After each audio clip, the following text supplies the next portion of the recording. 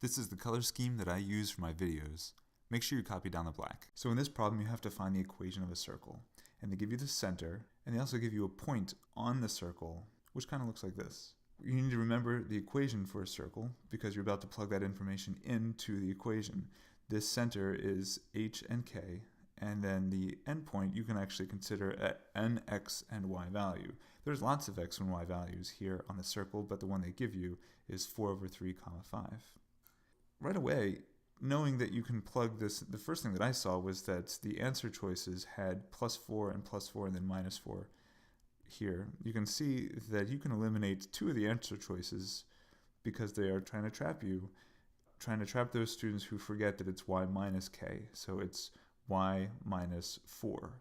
If you remember to do y minus 4 instead of y plus 4, you can eliminate b and d already. Those are the first 2 traps. And then looking at a and c, the only difference between them two is the radius. And I just noticed that without even looking at this information, I just noticed that 5 over 3 is not a perfect square. So it's probably not going to be the answer either. Here, you need the radius to be something squared. And so that would be 25 over 9 is 5 over 3 squared. If you forget to square 5 over 3 in some sort of process, then C would be the answer, but in fact A is the answer. So just knowing those 2 things leads you to a good guess. We can definitely effectively eliminate B and D, and you could guess that to eliminate C as well if you didn't know how to proceed.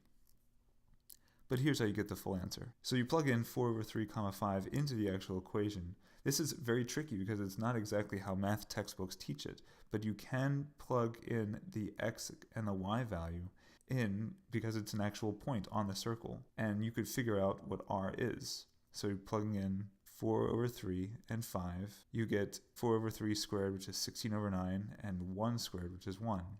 A common denominator of 9 would be 16 plus 9 is 25 ninths, which is equal to r squared.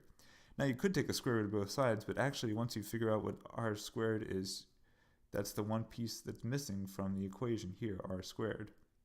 And you can see, there it is. R squared is 25 over 9. The answer is A.